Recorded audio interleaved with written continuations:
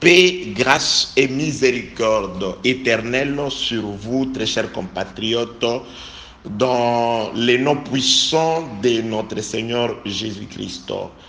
Du fond de mon cœur, je demande à Dieu de t'assister au nom de Jésus-Christ. Du fond de mon cœur, je demande à Dieu de pouvoir être là dans ta vie afin de pouvoir éclairer ton cœur de manière à ce que les yeux du cœur te soient ouverts et que tu puisses te rendre compte de toute la richesse glorieuse qui s'accroche à cette vocation céleste que tu as reçue du Seigneur. Paix, grâce, amour divin sur vous au nom de Jésus-Christ. Bien-aimés dans les Seigneurs, très chers compatriotes, ça fait depuis un temps que nous avons commencé un enseignement naviguant dans les Écritures. Nous sommes en train plutôt de parler sur notre Seigneur Jésus-Christ dans un thème intitulé l'interruption du travail dédommagé par l'agresseur.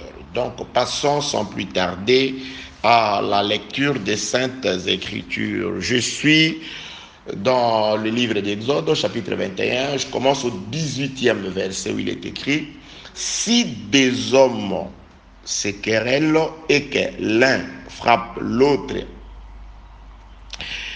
avec une pierre ou avec le poing sans causer sa mort, mais en l'obligeant à garder les lits, celui qui aura frappé ne sera point puni dans les cas où l'autre viendrait à se lever et à se promener dehors avec son bâton. Seulement, il les dédommagera de son interruption du travail et il le fera soigner jusqu'à sa guérison. Sans plus tarder, nous allons relire la même chose. Soyez patients, mais prenons la version Darby. Donc ça va dire la même chose, mais nous allons juste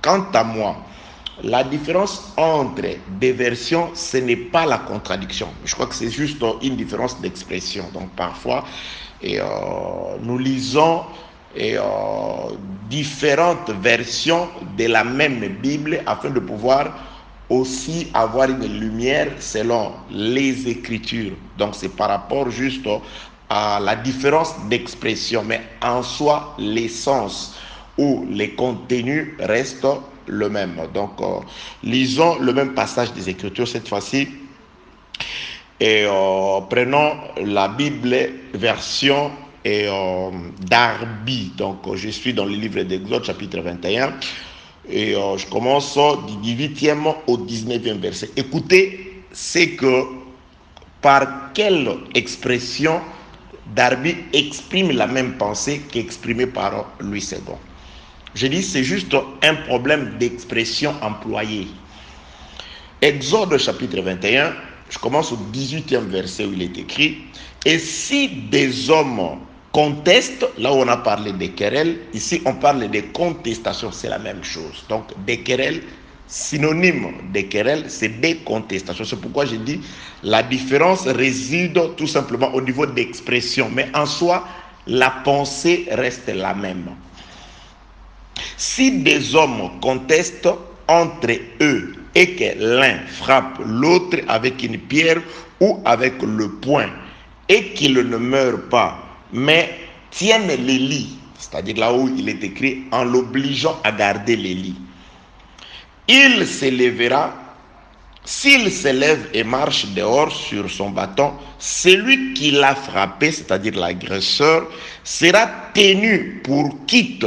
Seulement, il paiera son chômage. Vous voyez ici, il paiera son chômage. C'est-à-dire, le choc, la frappe reçue amène l'autre à garder les lits, c'est-à-dire les conduit au chômage, c'est-à-dire à l'interruption du travail.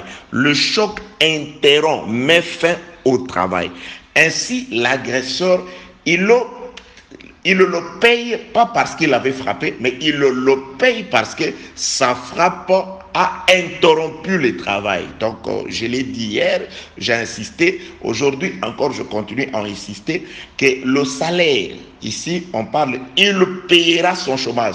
L'argent donné ou les salaires, les montants payés, que Louis II définit comme les dédommagements, c'est par rapport au chômage, c'est par rapport à l'interruption du travail. Que la paix, la grâce et la miséricorde de Dieu soient avec vous. Bien aimé, j'ai toujours insisté dans la maîtrise du texte sur lequel on doit parler. Si vous ne maîtrisez pas les textes, tout ce qui sera ajouté dessus ne sera que erreur sur erreur, hérésie sur hérésie. Que la paix, la grâce et la miséricorde de Dieu soient avec vous. Verset 19e de Exode chapitre 21, nous sommes dans la version Darby. S'il se lève et marche dehors sur son bâton, celui qui l'a frappé, c'est-à-dire l'agresseur, sera tenu pour quitte, seulement il payera son chômage et il le fera guérir. Vous voyez, là où Louis II parle de soigner, ici, il le fera guérir complètement. Louis II dit, il le fera soigner jusqu'à sa guérison. Vous voyez que c'est la même chose. Que la paix, la grâce et la miséricorde de Dieu soient avec vous. Donc, ça c'est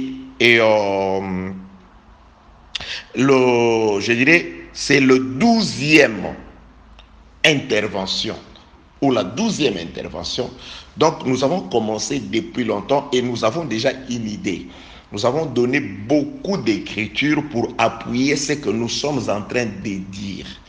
Nous ne sommes pas des charlatans ou des diseurs de bonne aventure, des gens qui disent des choses qui ne sont basées sur rien. Nous comprenons que pour entrer dans la bergerie, car le problème est que nous devons vous prendre pour vous amener dans la bergerie. Ça, c'est le travail pour lequel nous sommes payés. C'est pour chercher le brebis dehors et le ramener dans la bergerie. Et Jésus-Christ dit qu'il n'y a qu'une seule porte. Parce que celui qui passe ailleurs que par la porte, c'est un voleur, c'est un mercenaire. Donc nous ne sommes ni des voleurs ni des mercenaires. C'est pourquoi nous ne pouvons entrer que par la porte. Et Jésus-Christ dit, je suis la porte. La porte de la bergerie, c'est le Seigneur. Donc Jésus, c'est la parole.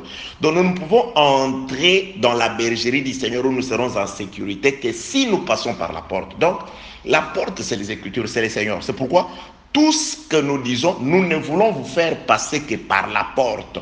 C'est-à-dire, nous n'allons pas greffer les événements du monde dans la prophétie pour vous expliquer des choses. Mais nous détaillons la parole du Seigneur. Si ce que nous disons s'accorde avec ce que le monde dit, gloire à Dieu. Mais nous n'allons pas chercher les éléments des télévisions de ce monde pour nous faire passer comme pour des analystes que la paix, des analystes de certaines chaînes de télévision devant les Écritures. Non. Une seule porte pour entrer dans la bergerie, et cette porte, c'est l'Écriture, c'est Jésus-Christ, c'est la parole. Donc, nous ne pouvons vous faire passer que par la parole, par ce qui est écrit. Vous voyez, ce qui arrive, c'est par rapport à ceci. Vous devez passer par la porte, que la paix, la grâce et la miséricorde de Dieu soient avec vous.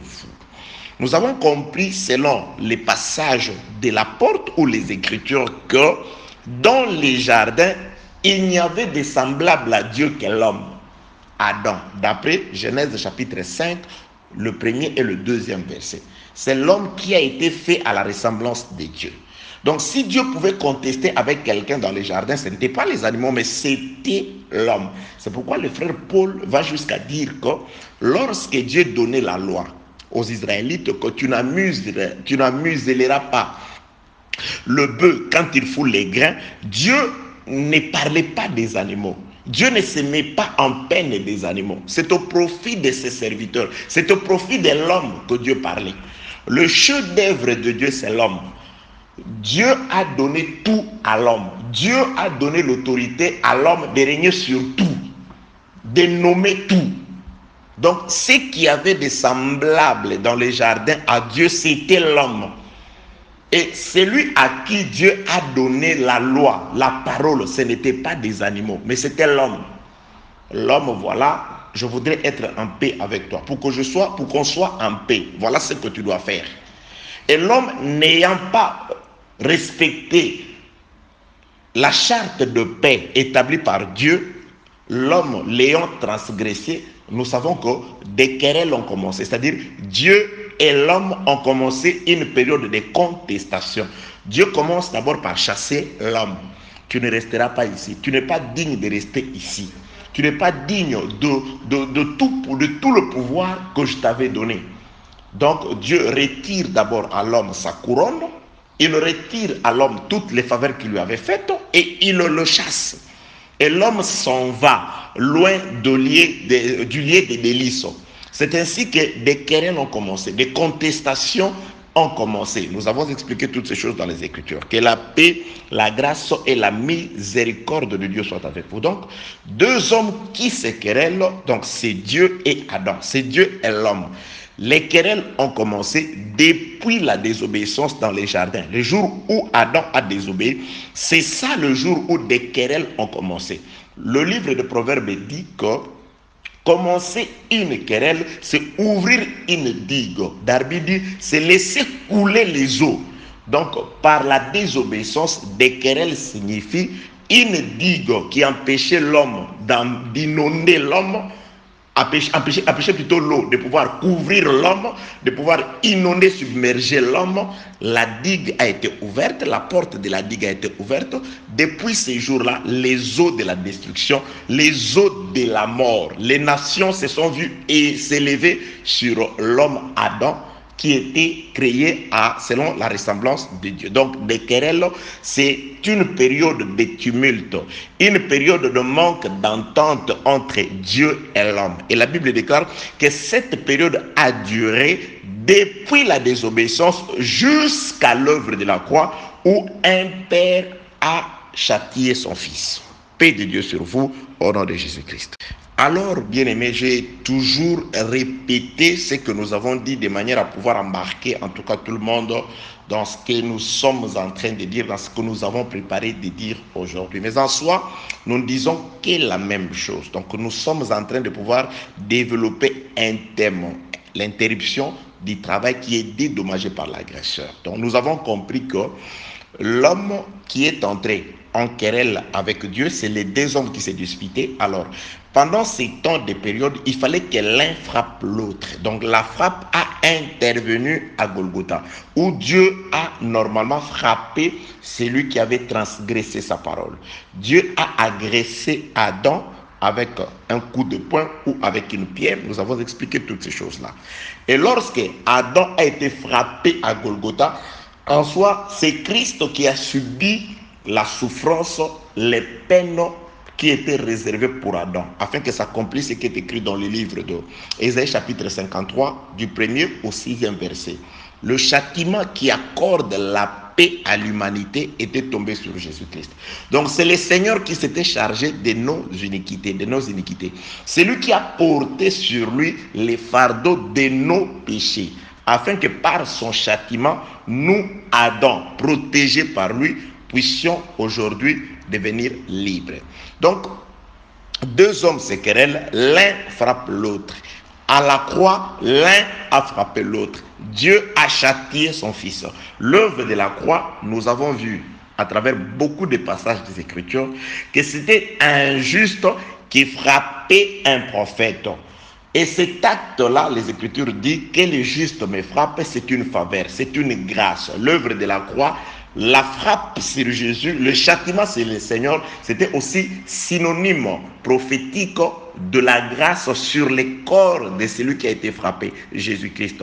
Et la Bible déclare que le juste me châtie, c'est de l'huile sur ma tête. Là, je suis dans le livre des Psaumes, chapitre 141, le verset 5e, où le prophète est en train de pouvoir expliquer Exode chapitre 21, versets 18 et 19. Qui est celui qui frappe l'autre? C'est le juste qui frappe Adam, qui frappe Christ. Et cette frappe, c'est un synonyme, c'est aussi synonyme. C'est une représentation prophétique de l'huile qu'on met sur la tête de quelqu'un. Donc quand on frappait Jésus-Christ, en soi, ces douleurs-là, la frappe qu'il recevait, c'était de l'huile qui était posée sur sa tête. C'est pourquoi nous sommes allés expliquer ceci dans ce qui est arrivé dans la maison d'Isaïe, de la tribu de Juda. Dieu a envoyé Samuel pour aller oindre un fils que Samuel ne connaissait pas dans la maison d'Isaïe. Alors Samuel, par crainte de Saoul, il arrive sur place, on lui pose la question, qu'est-ce que tu viens faire ici à Bethléem? Il leur dit, je suis venu pour offrir un sacrifice. Donc, il a annoncé à l'extérieur que c'est le sacrifice qu'il vient offrir. Donc un animal, une génisse doit mourir. Ça c'est la nouvelle que Samuel a fait répandre à l'extérieur de la maison d'Isaïe. Mais au-dedans de la maison d'Isaïe, aucun animal ne mourait, mais c'était plutôt David, le 8e, qui recevait l'huile sur sa tête. C'était un roi qui a été oint. Donc exactement ce qui s'est passé à Golgotha. Donc c'était Samuel, Dieu par Samuel, le juste, qui frappait, c'est-à-dire qui tuait une génisse. Pour les gens de l'extérieur, Jésus-Christ était maltraité, Jésus-Christ est mort, mais spirituellement parlant, c'était de l'huile qu'il recevait sur sa tête. C'est ainsi que Dieu l'a fait souverain sacrificateur à perpétuité, parce que la Bible déclare, vivant, Jésus-Christ n'était pas sacrificateur. Lorsque Jésus était vivant, là c'était le sacerdoce des sacrificateurs d'après l'ordre d'Aaron. Ceux dont les sacerdoces prenaient fin par rapport à la mort. Mais Jésus-Christ, par sa mort, il est devenu souverain sacrificateur à perpétuité, car la mort n'a plus de pouvoir sur lui. Donc, il reste éternellement souverain sacrificateur. Personne ne peut le remplacer. Il avait même été dit dans le livre de Daniel chapitre 9 qu'un oint sera retranché et ce oint-là n'aura pas de successeur. C'est pourquoi on n'a pas besoin d'un certain troisième Adam, d'un autre prophète qui vienne, parce que c'est le seul oint qui n'a pas de successeur, parce qu'il est là. Il a promis, je serai avec vous jusqu'à la consommation du temps. Je m'en vais. Je vous enverrai le Saint-Esprit. Je ne vous laisserai pas orphelin. Je serai là. Donc, il est là. Celui qui parle, c'est lui. Que la paix, la grâce et la miséricorde de Dieu soient avec lui. Nous allons un peu aller de l'avant, car il nous reste 2 ou 3 séances. Nous allons mettre un point virgule. Que la paix, la grâce et la miséricorde de Dieu soient avec vous, bien-aimés dans les Seigneurs. Donc,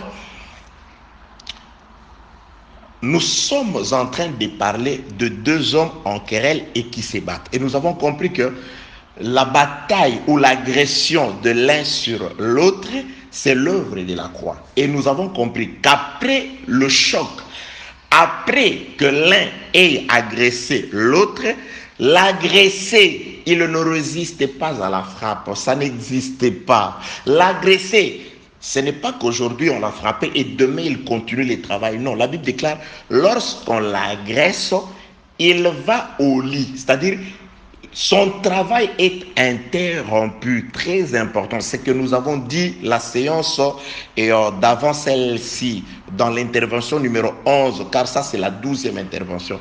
Nous avons expliqué que l'œuvre de la croix où un homme a frappé un autre, où Jésus-Christ a été frappé, châtié. Après l'œuvre de la croix, le corps du Seigneur doit occuper les lits. Le corps du Seigneur doit se reposer de ses œuvres. C'est ce que le frère qui a écrit la lettre aux Hébreux dit. Le véritable sabbat consiste à se reposer de ses œuvres. Donc c'est celui qui se repose des œuvres de la chair. C'est celui qui ne marche plus selon la chair. C'est celui qui ne livre plus ses membres à tout à toutes les demandes ou à tous les désirs de la chair. Que la paix, la grâce et la miséricorde de Dieu soient avec vous. Donc, la mort de Jésus-Christ, la croix nous enseigne aussi, c'est la porte du sabbat, c'est la porte du 7e jour. Donc, nous sommes entrés dans le 7e jour grâce aux souffrances d'un innocent à la croix.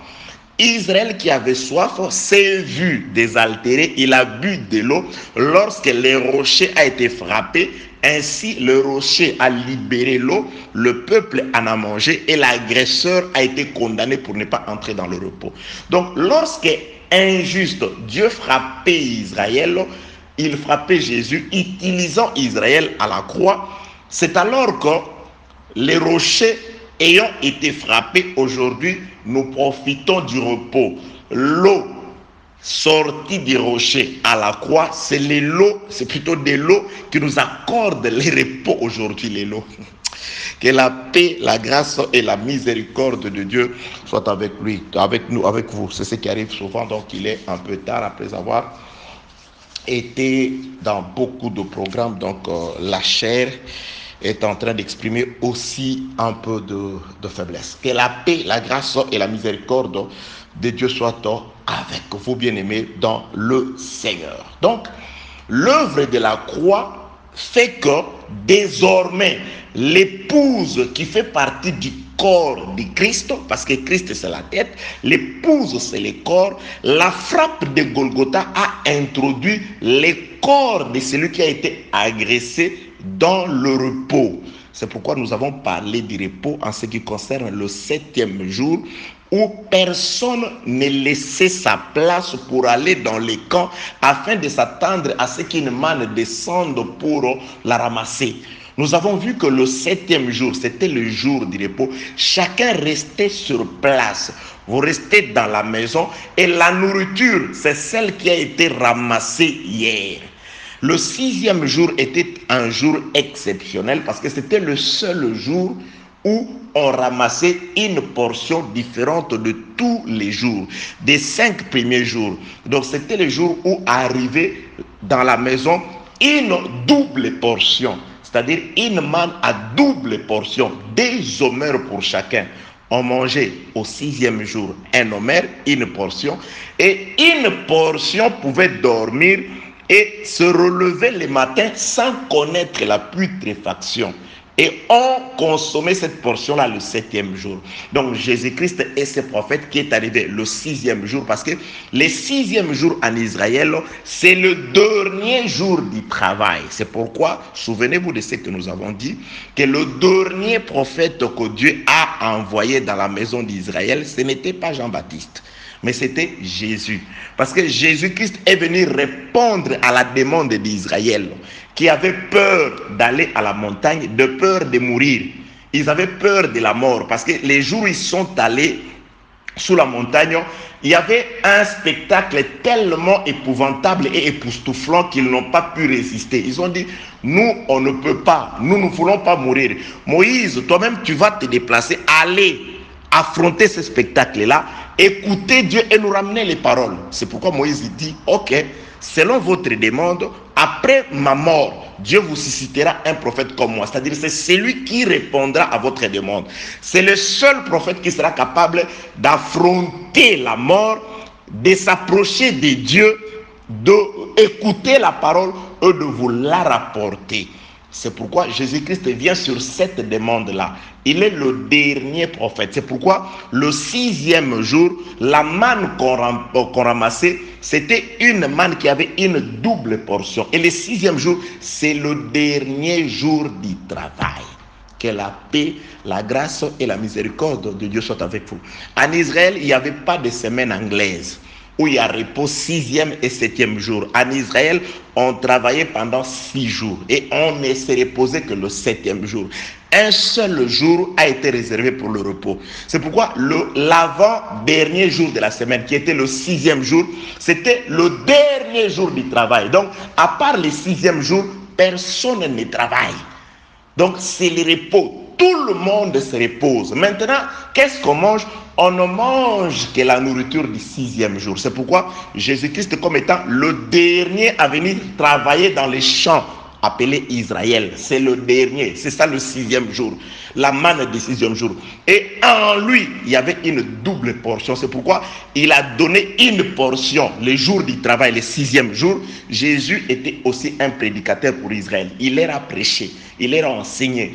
Et la portion que Jésus a donnée à Israël, c'était les paraboles. Ils n'ont pas pu comprendre Jésus, c'est pourquoi ils ne sont pas entrés dans le repos. Pourquoi? Parce que ce qu'ils ont mangé, Jésus-Christ dit, c'est pourquoi je leur parlerai en parabole, de peur qu'ils ne comprennent et qu'ils ne se convertissent et que je le guérisse.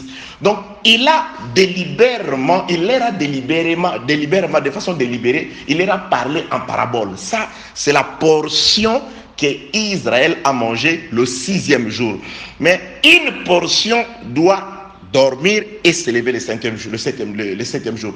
Et cette portion-là, c'est la partie esprit. Parce qu'en Jésus, c'était l'esprit du Dieu vivant dans un corps. Le 6e jour, ils ont écouté la parabole, la partie charnelle, la partie Jésus prophète. Étant venus chez les siens, ils ont écouté Jésus et en parabole, ils ne pouvaient comprendre Jésus.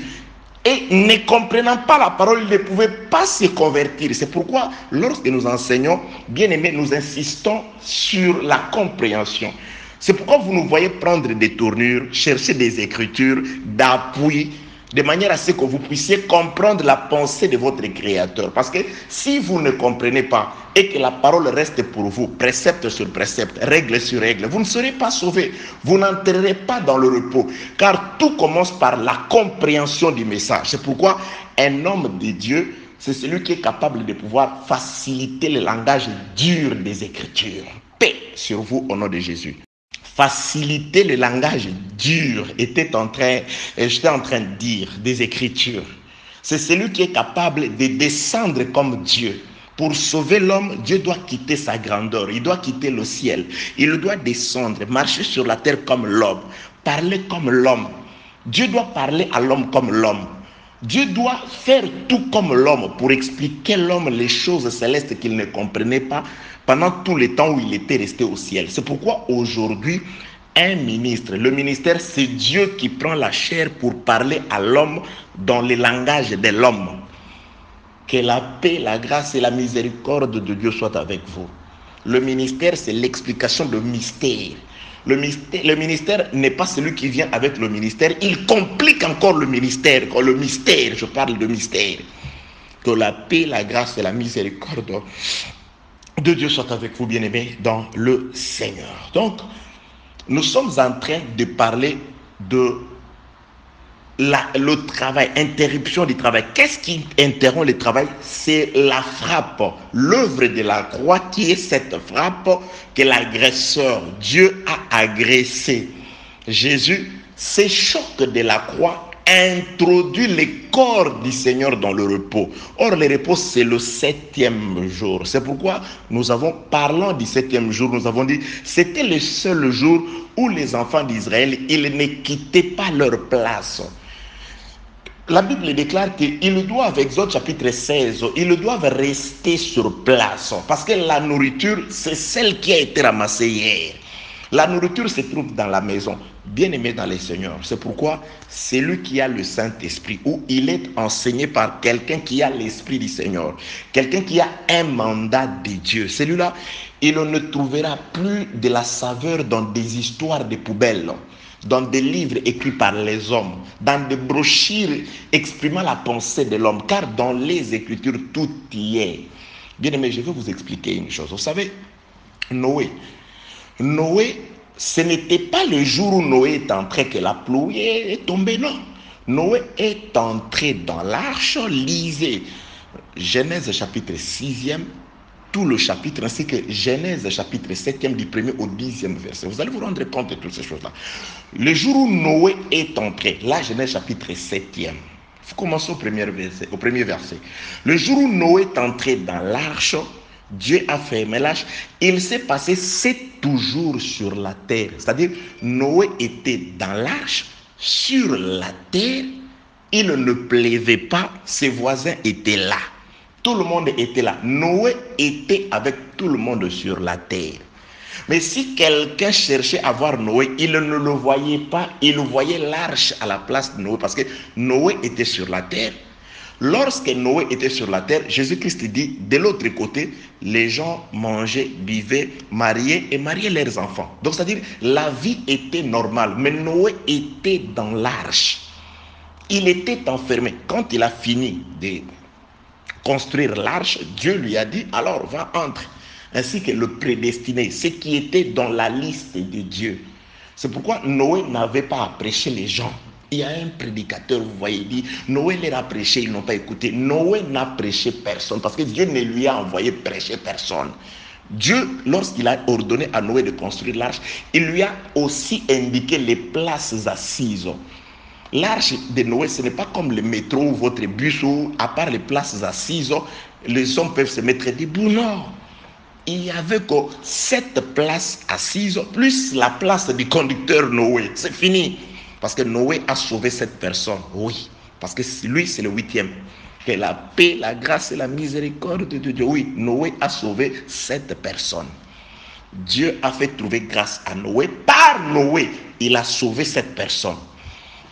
Donc, il n'y avait que 7 places assises, plus la place de Noé, le conducteur, parce que Dieu lui a dit, je vais détruire la terre. Voilà la liste des sauvés. Noé avait la liste des sauvés. Noé pouvait regarder comme ça, il regarde quelqu'un en train de danser, il dit, même si tu danses, tu ne seras pas sauvé, parce que ton nom ne figure pas dans la liste que Dieu m'a donnée. Noé était le seul capable de voir le monde, de regarder les gens. Il dit, celui-ci sera sauvé et celui-là ne sera pas sauvé. Dieu lui avait donné cette révélation-là. Dieu connaît ses enfants. Aujourd'hui, cette révélation-là n'est là que Christ. Il n'y a que Christ qui connaît la fin. Mais nous connaissons les chemins qui mènent à la gloire et les chemins qui mènent à la perdition. Nous pouvons dire, frère, les chemins que tu suis ne t'amènera pas à la vie. Suis ces chemins-là, parce que Dieu nous a donné par la connaissance des Écritures la capacité de distinguer les 2 voies, la voie du salut et la voie de la perdition. Mais nous ne connaissons pas la fin, parce qu'il y a certaines personnes qui sont avec nous aujourd'hui. Avant quelques jours, ils nous diront bye bye. Il y a des gens qui sont dehors, qui viendront nous rejoindre, parce que moi je sais qu'en tout cas par la grâce du Seigneur, je vais persévérer. Ça, c'est le désir le plus ardent de mon cœur. Que la paix, la grâce et la miséricorde de Dieu soient avec vous. Je suis en train de dire ceci. Donc, Noé est resté sur la terre. Et quand il est resté sur la terre, il ne pleuvait pas. Les gens vivaient, les gens faisaient tout sur la même terre que Noé. Mais il y avait une barrière qui empêchait Noé d'aller vers eux. Et eux de venir vers Noé. Cette barrière s'appelle l'arche. Et dans l'arche, Noé était sur la terre avec tous les hommes, mais Noé, s'il avait besoin de l'eau, il n'allait plus puiser là où il le puisait avant d'entrer dans l'arche. Parce que dans l'arche, déjà, l'eau était là. Si Noé ainsi que ses passagers, ces 7 passagers avaient faim, ils n'avaient plus à aller acheter dans le même marché que tout le monde, parce que tout ce dont Noé ainsi que tous ses passagers avait besoin était dans l'arche. Bien aimé, nous sommes au temps où la construction de l'arche par Noé seul a déjà pris fin à la croix. L'œuvre de la croix a pris fin. Noé nous a parlé, nous les élus. Parce que la parole qui se prêche, tout le monde ne l'entend pas. Noé nous a parlé, nous les élus, nous avons écouté. Et nous sommes entrés. Le moment où nous parlons, nous sommes dans l'arche. C'est pourquoi dans l'arche, tout y est. Notre nourriture est dans l'arche. Notre eau est dans l'arche. L'espace de divertissement pour nous se trouve dans l'arche. La pluie n'a pas encore commencé parce qu'on passe d'abord 7 jours, 7 temps ensemble avec eux. Mais la différence, c'est que nous sommes dans l'arche. S'ils veulent nous voir, ils ne nous verront plus. Parce que l'arche, il y a des bitumes qui ont été placés dans l'arche. Ces bitumes ne leur permettent pas de pouvoir nous regarder, de nous voir. Ils ne savent pas ce que nous faisons dedans. C'est pourquoi il y a certaines personnes qui nous prennent pour des fous. Mais ils chantent, ils font beaucoup de bruit, la nuit ils ne dorment pas, Jésus, Jésus. Mais qu'est-ce que vous dites? Oui, le bitume leur empêche de nous voir. Que la paix, la grâce et la miséricorde, je m'excuse, de Dieu soit avec vous, bien-aimés dans le Seigneur. Donc, je disais que lorsque vous avez le Saint-Esprit, vous n'avez pas besoin d'aller acheter dans le même marché que tout le monde. Vous n'avez pas besoin d'aller puiser dans le même source que tout le monde. Parce que le Saint-Esprit met à votre disposition tout ce dont vous avez besoin. Qu'est-ce qu'il vous donne? Les yeux pour voir dans les Écritures. Qu'est-ce qu'il vous donne? L'oreille pour écouter parmi le bruit du monde.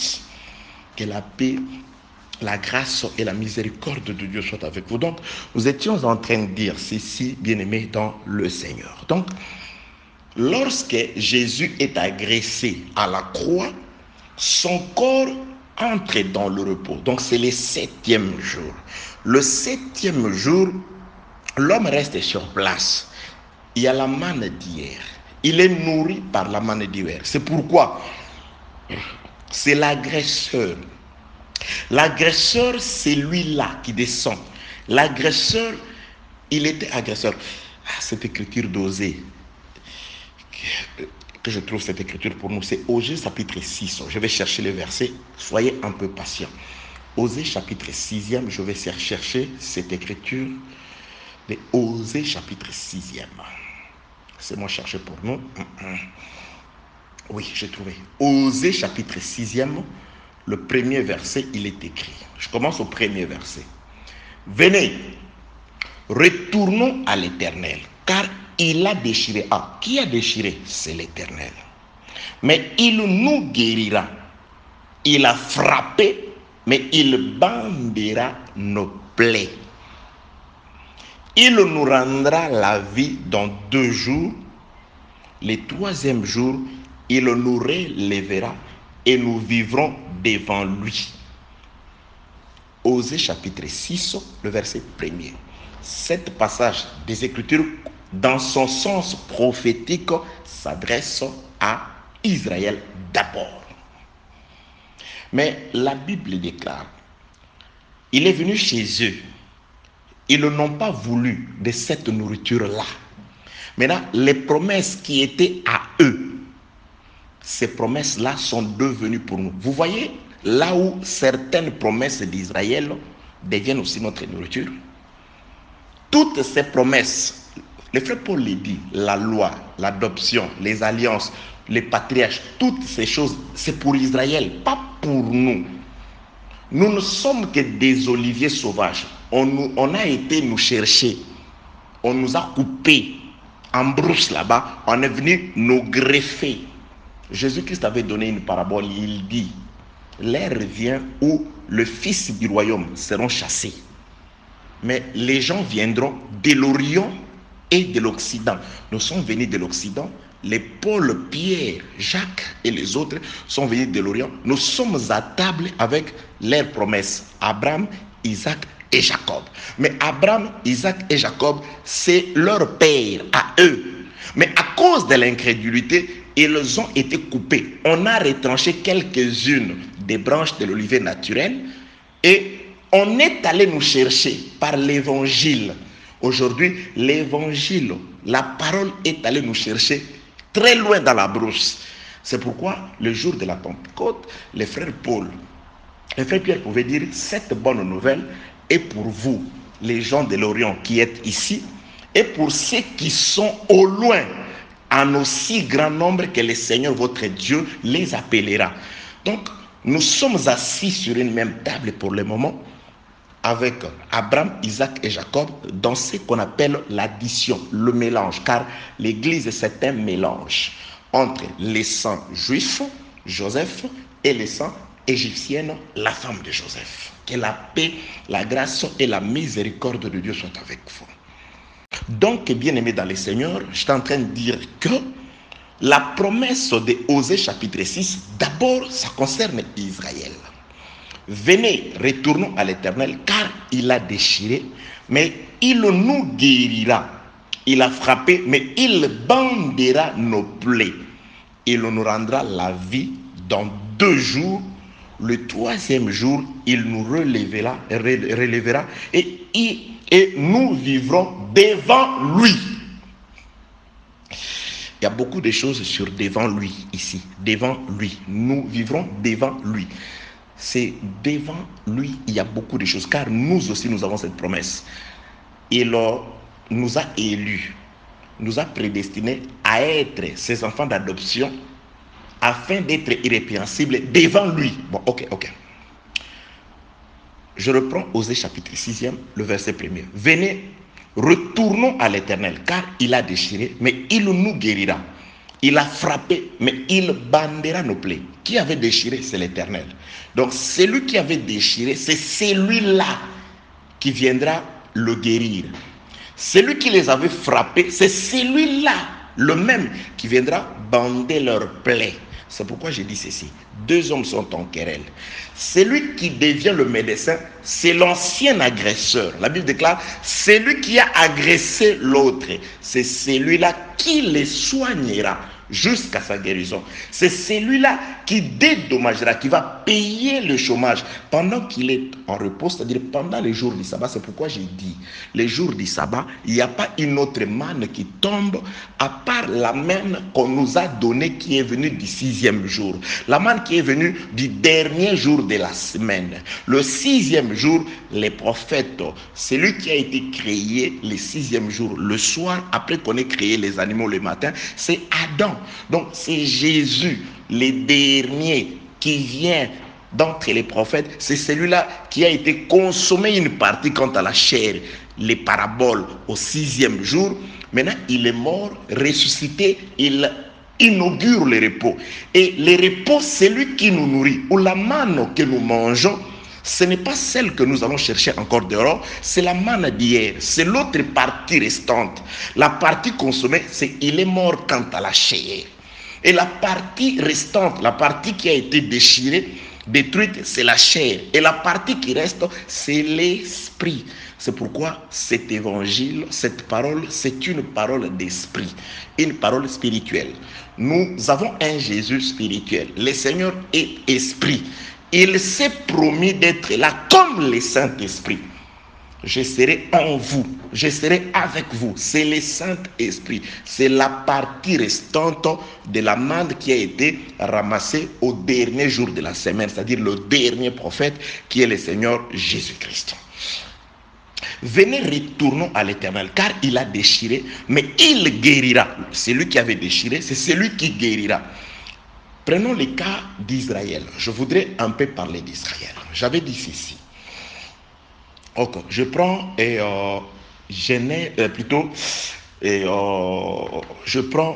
c'est quelle écriture je prends Jean chapitre 2e, le verset 19. Ça, je l'ai en tête. Jean chapitre 2e. Jean chapitre 2e. Laissez-moi chercher pour nous. Jean chapitre 2e. Jean chapitre 2e. Ok.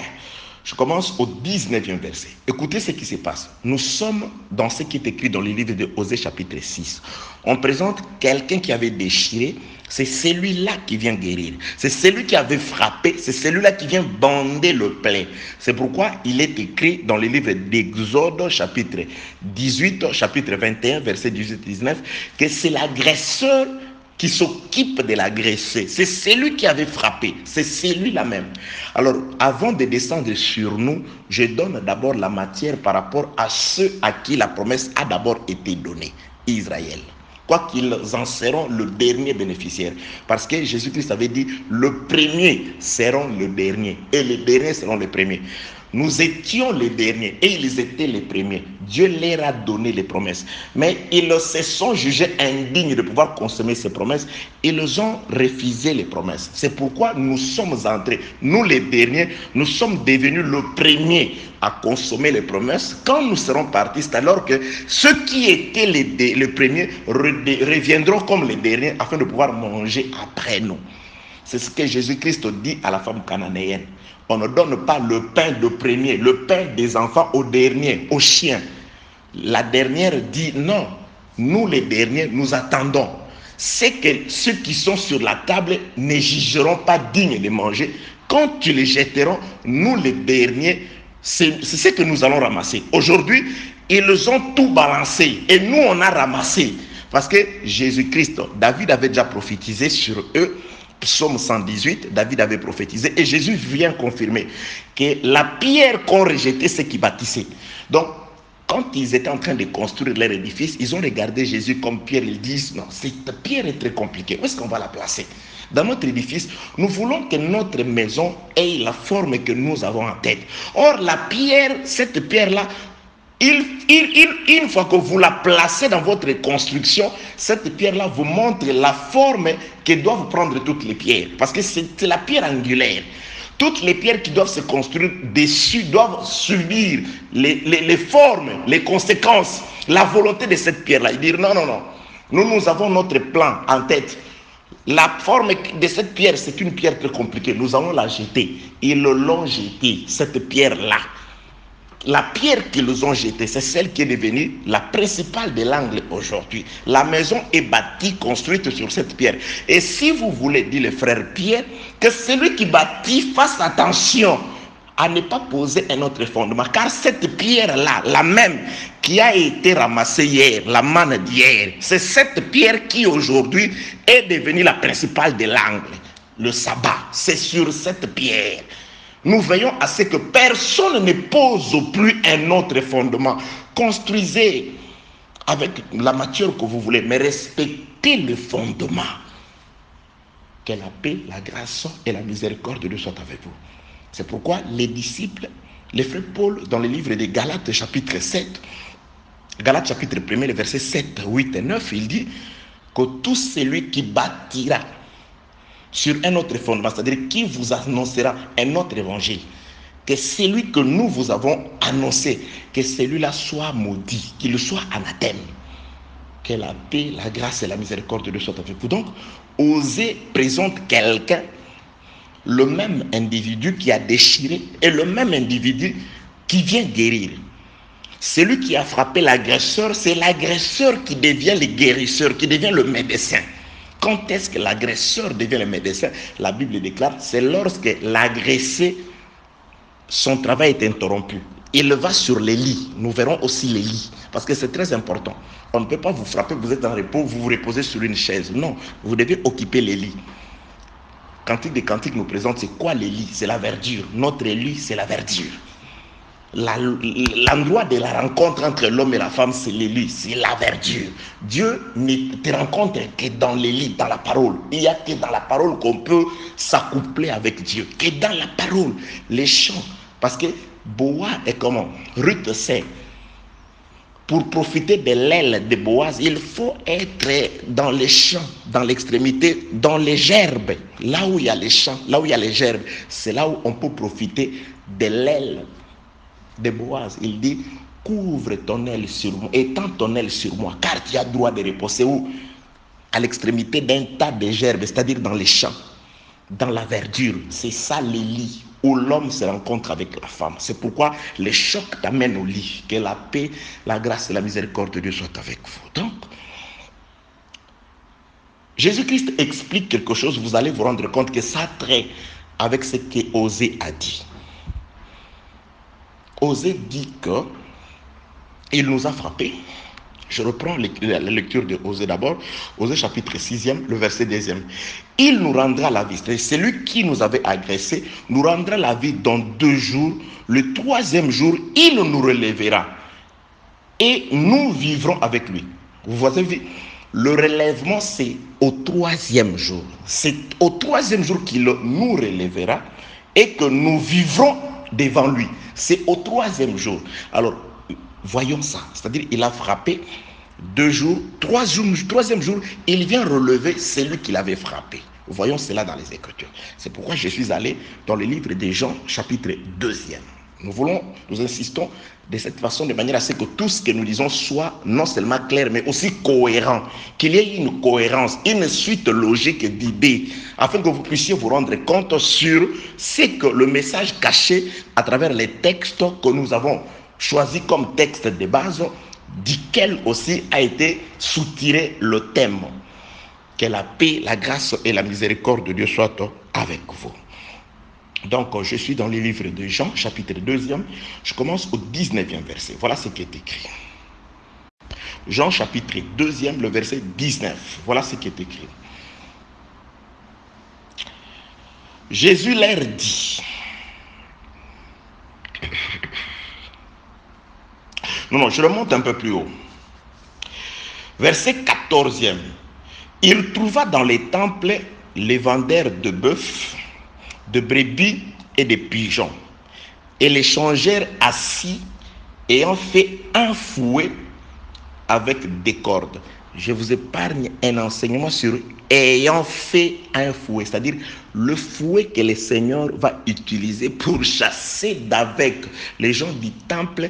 Ce n'était pas un fouet au préalable, c'est-à-dire c'est lui qui a fait, il a ramassé les cordes, il en a fait un fouet. Jésus a ramassé, c'est ce qui est écrit ici. Il y a beaucoup de choses là-bas. Les cordes, nous connaissons aussi le nombre de cordes qui ont composé le fouet par le Saint-Esprit. Les jours où on vous expliquera ça, vous allez vous rendre compte, oui, c'est vrai. Parce que le fouet d'Israël, c'était 4 animaux.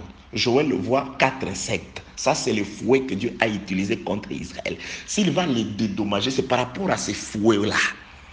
C'était 4 cordes, un seul fouet, un seul objectif, châtier Israël. Il est allé ramasser les cordes. Il a ramassé les insectes. Il a ramassé 4 types d'animaux pour un seul objectif, châtier Israël. Parce qu'il avait dit, Israël, lorsqu'ils héritaient de Canaan, il leur a dit, Israël, voyez, je ne chasserai pas ces nations des alentours. Si vous péchez, ce sont ces nations qui deviendront des épines.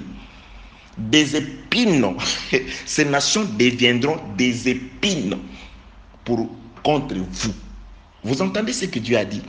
Donc, c'est-à-dire, si Dieu veut frapper Israël, les fouets, c'est des nations des alentours. Il dit, c'est sciemment que je n'ai pas permis à ce que vous puissiez les chasser, ces nations qui vous entourent. Lorsque vous désobéirez, c'est ces nations-là qui deviendront des épines. Alors, il y a une loi dans Deutéronome qui dit ceci. Écoutez, si le feu s'élance et touche aux épines, et que ces épines détruisent un champ, oui, il y a une loi. Donc, le feu éclate et touche les épines. Les épines sont utilisées comme des éléments accélérateurs du feu et ces feux brûlent un champ. Mais pourquoi ça? Vous croyez que Dieu a dit ça au hasard? Ça veut tout simplement dire, lorsque le feu, c'est-à-dire le feu de la colère de Dieu est allumé contre Israël, ce feu-là ne brûle pas les champs directement. Ce feu-là doit chercher des épines. Or, les épines, ce sont les nations avoisinantes d'Israël. C'est les 4 cordes que Jésus-Christ va ramasser pour en faire un fouet afin de brûler le champ. Joël, il voit ça comme les 4 insectes. Daniel voit ça comme 4 animaux qui sortent de l'eau après qu'un vent est soufflé. Et dans le livre d'Apocalypse, on voit 4 chevaux. C'est en vain ces choses. Que la paix, la grâce et la miséricorde de Dieu soient avec vous, bien-aimés dans les Seigneurs. C'est pourquoi nous disons ceci. Tout a été mis par écrit. Ce n'est pas en vain qu'il est écrit. Il trouva des cordes et il en fit un fouet pour chasser ceux qui étaient en train de transformer la maison de prière à une caverne de voleurs. Ceux qui vendaient, ceux qui changeaient la monnaie. Il va chasser un sacerdoce. Il va les expulser du temple, du sanctuaire. Jésus-Christ va les expulser du sanctuaire à l'aide d'un fouet qui a été fabriqué par des cordes qu'il a trouvées. Que la paix, la grâce et la miséricorde de Dieu soient avec vous. Moi, j'aime l'évangile. Verset 14 de Jean, chapitre 2. Il trouva dans les temples des vendeurs de bœufs, de brebis, de pigeons et des changeurs assis, ayant fait un fouet avec des cordes, ayant ramassé, ayant stimulé les épines par le feu qui éclate. Ça vient d'où? Mais c'est le feu de la colère de Dieu qui éclate pour brûler les champs, mais ça doit passer par des éléments accélérateurs qui sont les épines. Et ces épines-là vont accélérer le feu et les champs seront brûlés. C'est après qu'il y aura des dédommagements. Mais après, mais d'abord, le feu passe par les épines afin d'atteindre les champs. Je vous écrirai ce passage des Écritures à la fin, où je reviendrai demain pour le donner avec précision. Que la paix, la grâce et la miséricorde de Dieu soient avec vous. Verset 15e. Ayant fait un fouet avec des cordes, il les chassa tous du temple, ainsi que le brebis et le bœuf. Il dispersa la monnaie de changeurs et renversa les tables. Là, Marc ajoute quelque chose. Nous allons voir. C'est-à-dire, après que Jésus-Christ ait chassé ces gens du temple, le temple n'est pas resté comme ça. Marc va compléter. C'est pourquoi nous disons la parole de Dieu est complémentaire. Marc, c'est chapitre 11. Dieu, je dois trouver par ta grâce. Aide-moi à trouver ces passages d'écriture. Marc dit la même chose, mais dans le chapitre 11e. Marc, on ne prend pas Luc. Marc dit la même chose. Ou je veux prendre Marc ou Matthieu. Matthieu dit, Matthieu chapitre 21. Attends. Je cherche d'abord dans Matthieu chapitre 21. La suite. Qu'est-ce qui est arrivé après que Jésus-Christ ait chassé ces gens du temple? Matthieu et Marc disent ça. Prenons Matthieu chapitre 21. Je cherche les versets. Ok. Matthieu chapitre 21. Je commence au 11e verset.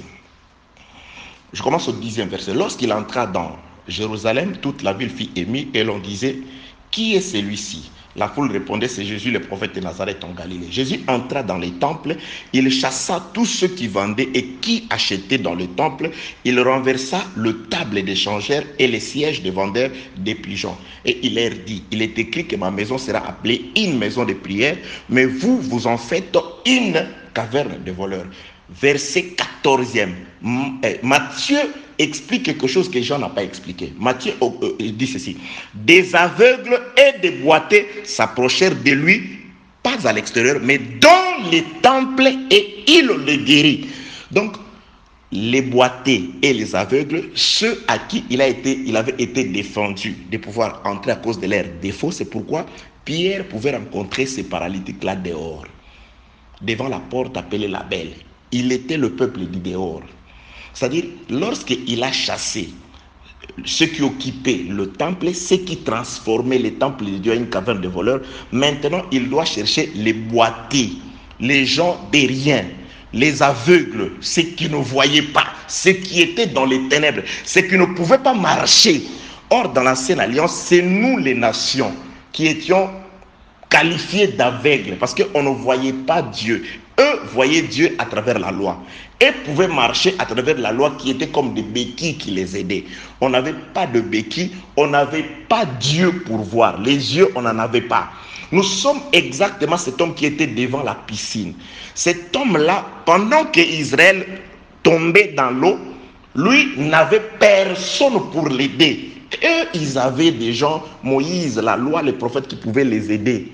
Lorsque l'ange descendait, dans cette alliance qui a été conclue aussi au moyen des médiateurs d'un ange, ils avaient des gens, la loi, les prophètes et les psaumes pouvaient les aider à descendre dans l'eau. Mais on n'avait personne. Lorsque Jésus-Christ vint le trouver, pour nous, on n'est pas allé dans l'eau, mais c'est lui qui est venu vers nous. Il est venu vers nous. Il les a laissés. Il est venu vers nous. Il nous a trouvés. Mais toi, qu'est-ce que tu fais là? Il dit, je n'ai personne. On n'a personne. Nous n'avons personne. Nous n'avions personne. C'est celui qui nous a guéris de manière différente de ceux qui plongeaient dans l'eau. Que la paix, la grâce et la miséricorde de Dieu soient avec vous. Donc ici, je vais dire ceci. Donc Jésus-Christ a chassé les gens qui occupaient les temples. Et ça, c'est les sacerdoces de Moïse. C'est Israël avec son sacerdoce. Maintenant, il est allé ramasser les gens dehors pour nous amener dans les temples. Nous sommes entrés dans les temples aujourd'hui et il est en train de nous guérir. Que la paix, la grâce et la miséricorde de Dieu soient avec vous. Maintenant, je rentre dans le récit des Jean. Comment Jean explique ces récits?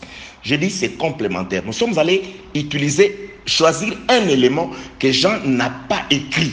Mais Jean savait que personne n'a la totalité. Comme apôtre, il a apporté sa partie et l'autre apôtre nous apporte aussi notre partie. C'est pourquoi nous complétons tout afin que tout se fasse un. Que la paix, que tout fasse un plutôt. de la paix, la grâce et la miséricorde de soit avec vous. Donc, verset 16e, Jean chapitre 2.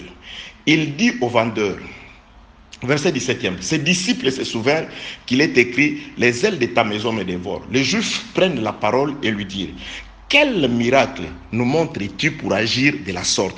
Maintenant, les Juifs, ils savaient que tout acte que Jésus-Christ faisait cachait un enseignement. Maintenant, il dit, ça c'est quelle sorte de miracle que tu nous montres en faisant ceci? Maintenant, ils veulent de Jésus l'explication de ce qu'il faisait, au moins à ce temps-là. Quoique c'était des incrédules, mais ils pouvaient comprendre que les actes de Jésus cachaient une réalité. Même du temps d'Ézéchiel, lorsque Ézéchiel, Dieu lui demandait de faire un geste, le peuple comprenait que ces gestes-là ne suffisaient pas. Après, il disait au prophète Ézéchiel, explique-nous, ça veut dire quoi ces gestes que tu as fait? Ésaïe, toi, comment est-ce que, je suis dans le livre d'Ésaïe chapitre 20e, tu peux te promener nu? Ça veut dire quoi? Mais toi, Ézéchiel, ta femme est morte, tu ne pleures pas, mais explique-nous, ça veut dire quoi? Il comprenait que tout acte d'un prophète cachait un message. Et eux aussi, ils ont compris que cet acte-là de Jésus cachait un message. Maintenant, il dit à Jésus, ok, c'est quoi le message? C'est quoi le message? Verset 18e. Les Juifs prenant la parole et dirent, quel miracle nous montres-tu pour agir de la sorte? Jésus leur répondit, écoutez les paroles de Jésus. Détruisez ces temples et en 3 jours, je le révélerai. Je le relèverai. Le Juif dit, il a fallu 46 ans pour bâtir ce temple et toi, en 3 jours, tu le relèveras. Mais il parlait du temple de son corps. Maintenant, je rentre dans notre enseignement. Qu'est-ce que je suis allé chercher là-bas? Je suis allé chercher la destruction du temple et son relèvement après 3 jours. Que la paix, la grâce et la miséricorde de Dieu soient avec vous. Je suis allé chercher la destruction du temple et son relèvement dans 3 jours. Parce que Osée prophétise. L'Éternel qui avait frappé, c'est celui qui bande le plaie. L'Éternel qui avait déchiré, c'est celui qui guérit. Il nous guérira au futur. Et dans le 2e verset de Osée chapitre 6, il dit, il nous guérira pendant 2 jours. Et le 3e jour, il nous relèvera. Et nous serons devant lui. C'est le 3e jour qui est le jour du relèvement du peuple qu'on avait déchiré. Maintenant, nous sommes en train de comprendre le 3e jour. Il avait déchiré, il avait frappé. Au 3e jour, il va relever le peuple qu'il avait déchiré et le peuple qu'il avait frappé. Alors, Jésus-Christ vient dire la même chose. Jésus-Christ répète exactement le prophète Osée. Mais lui, il le dit par rapport au temple. Premièrement, il vient trouver les gens d'une catégorie dans les temples. Il le chasse. Il introduit les aveugles. Et quand il introduit les aveugles, il le guérit et le sort du temple. On lui demande d'expliquer ces gestes-là. Le geste de chasser les gens du temple, d'introduire les aveugles, de le guérir et de sortir par la suite. Il dit, vous, Jésus-Christ n'a pas dit, je détruirai ces temples. Il y a des gens qui prêchent comme ça. Frère, lisons la lettre. Surtout, sinon, on risque de pouvoir donner des interprétations qui vont déranger toute la ligne. Vous savez, on peut vous dire que le président de la République va vous recevoir à 12 heures. Vous confondez les 12 heures. Vous venez à minuit parce que c'est les 12 heures. Vous dites non. Quand vous avez dit 12 heures, vous avez pointé les doigts sur les chiffres 12. Alors moi, je viens 12 heures. Non. Quoique c'est 12, mais il ne parlait pas de 12 heures de la nuit, de 12 heures du jour. Oh non, 12. Non. Il fallait poser la question. De quelles 12 heures? AM ou PM? Et avant midi ou après midi? 12 heures. C'est les chiffres 12. Mais si vous le comprenez mal, vous venez à 12 heures, mais ce n'est pas les 12 heures qu'il s'agissait. Jésus n'a jamais dit, je détruirai ce temple. Il ne peut pas dire ça. Le Seigneur va détruire le temple, pourquoi? Jésus va détruire le temple. Non, il dit, vous détruisez ce temple. Moi, je rebâtirai. Bien aimé, les hommes détruisent, Dieu vient réparer. Même ta vie, ce que Jésus-Christ a dit, là je suis en train de t'exhorter, c'est tout à fait normal que les gens conspirent contre toi. Parce que aux hommes pécheurs, et qui ne connaissent pas le Seigneur, la mission leur a été donnée de détruire. Tu es le temple du Seigneur. Ils te détruiront. Ils te feront la guerre. Ils chercheront ta mort. Le malheur te cherchera. L'esprit de mort te cherchera. Parce qu'on leur a donné la permission de détruire. Mais la prophétie, je l'ai dit hier, j'enseigne, j'exhorte sur la totalité de la prophétie. La totalité de la prophétie. La totalité de la prophétie. Il y a des montagnes, il y a des descentes. Il y a les détruisés et il y a les je rebâtirai.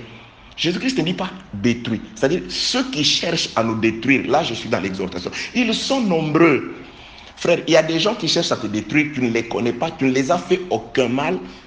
Ils te font juste passer, ils te haïssent sans cause. Parce qu'il leur a été donné de te détruire. Vous savez, Pharaon, quand il poursuivait Israël, il n'était pas seul. La Bible déclare Pharaon était avec ses chars d'élite, toute son armée, ainsi que tout l'Égypte. Lisez Exode chapitre 15. Il n'était pas seul. Il a pris lui, son armée, ainsi que tout l'Égypte, c'est-à-dire les Égyptiens obéissant au Pharaon ou à Pharaon comme roi, ils vont persécuter les Israélites. Même les voisins d'Israël qui s'attendaient très bien. Les voisins d'Israël qui avaient offert des vases d'or et d'argent. Mais lorsque Pharaon a parlé, tellement que ce sont des Égyptiens, des gens de la même nationalité que Pharaon, ils vont poursuivre Israël. Je ne sais pas, c'est ton oncle, c'est ta tante, c'est ton ami, il t'aime. Mais s'il est de la même nationalité, du même travail, de même œuvres que le diable, si le diable lui donne des ordres pour te poursuivre, il va te poursuivre. Détruisez, ils sont plusieurs. Il n'y a qu'un seul qui relève les temples, Jésus.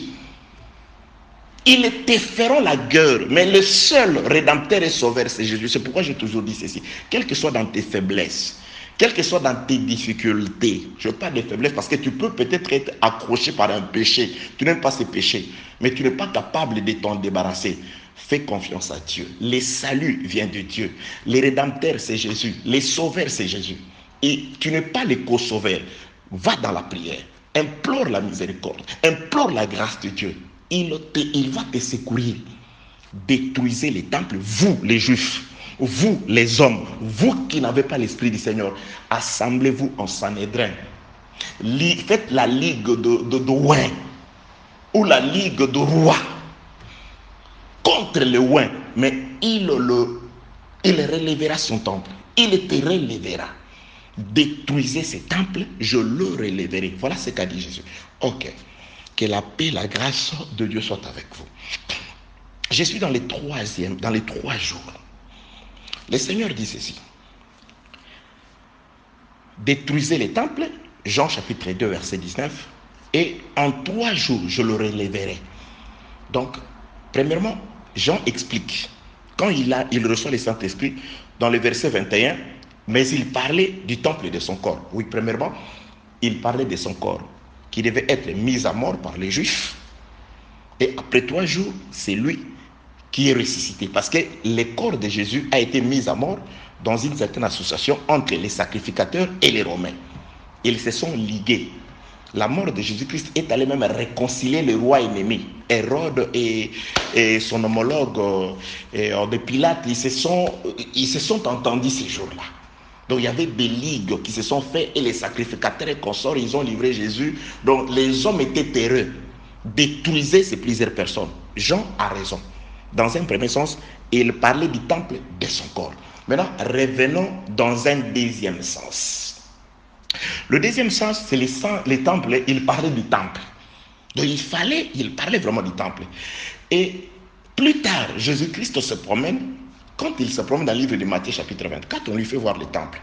Il regarde le temple et il dit, il ne restera de ce temple pierre sur pierre qui ne soit renversé. Donc, il explique, il dit oui, ce que j'avais dit c'est vrai. Donc, les temples, il ne restera plus pierre sur pierre qui ne soit renversé. C'est-à-dire, le pierre du temple doit être renversé. Donc, quand il disait je détruirai les temples, donc il parlait vraiment du temple. Donc, les temples doivent être détruits. Et il dit, le pierre du temple ne resteront plus les uns sur les autres. Donc, ils doivent être dispersés et renversés. Qui nous explique maintenant De quel temple maintenant j'entre dans la profondeur que Jésus-Christ parlait? Allons voir Jérémie. Jérémie, dans les livres de Lamentation de Jérémie, chapitre 4e. Je vais trouver ce verset. Lamentation de Jérémie, chapitre 4e. Je commence au premier verset. Nous sommes en train de pouvoir comprendre, Jésus-Christ parle de la destruction du temple qui sera relevé au 3e jour. Jean explique qu'il parlait de son corps. Ça, c'est une bonne chose. Jésus-Christ est mort, détruit aussi par plusieurs personnes, et il est ressuscité le 3e jour. Ça, c'est accompli. Mais il parlait du temple. Il va encore dire qu'il ne restera du temple que vous adorez, que vous aimez, que vous appréciez, qui fait l'objet de votre joie, pierre sur pierre, qui ne soit renversé. Donc ça va se renverser ce temple et les pierres seront dispersées. Maintenant, Jérémie nous explique c'est quoi l'essence des pierres du temple. Je suis dans le livre de Lamentation de Jérémie, chapitre 4e, je commence au premier verset. Quoi? L'or a perdu son éclat. L'or pur est altéré. Écoutez, les pierres du sanctuaire sont dispersées au coin de toutes les rues. Lorsque Jérémie chante ici, il est en train de se lamenter par rapport à la destruction d'Israël. Parce que le roi Nebuchadnezzar venait d'amener captifs les habitants de Jérusalem. Mais il n'a pas seulement amené captifs les habitants de Jérusalem, il a fait des choses. Il a détruit les murailles de Jérusalem et il a aussi détruit les temples de Jérusalem. Il a détruit les temples et il a détruit les murailles. Et ici, Jérémie chante. Lamentation de Jérémie, chapitre 4, verset 1er. Et quoi? L'or a perdu son éclat. L'or pur est altéré. Les pierres du sanctuaire, écoutez, sont dispersées au coin de toutes les rues. Verset 2e. Il explique maintenant c'est quoi le pierre. C'est pourquoi moi j'aime lire les Écritures. L'explication se trouve dans les Écritures. Très souvent lorsqu'un prophète parle, suivez.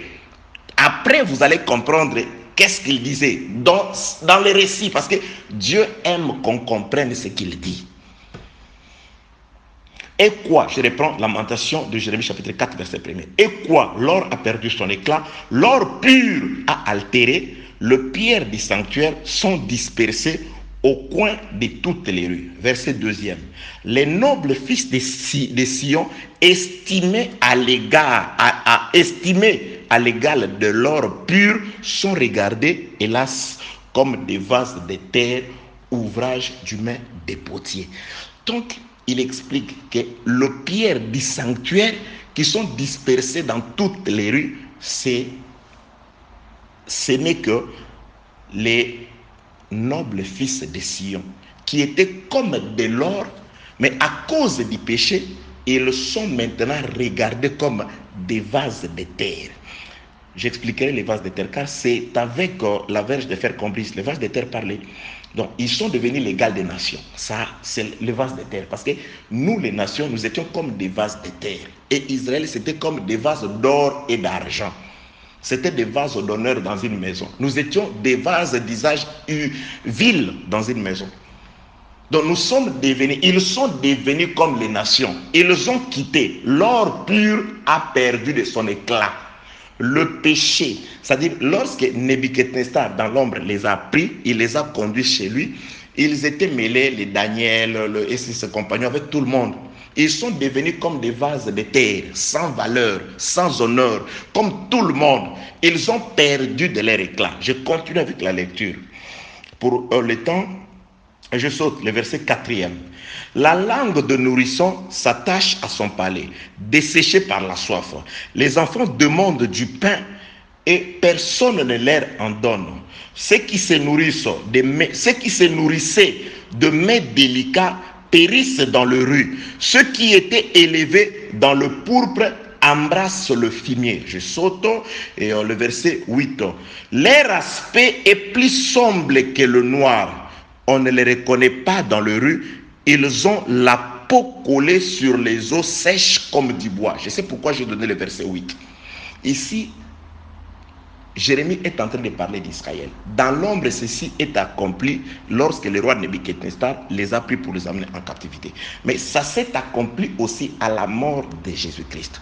À la mort de Jésus-Christ, je poste.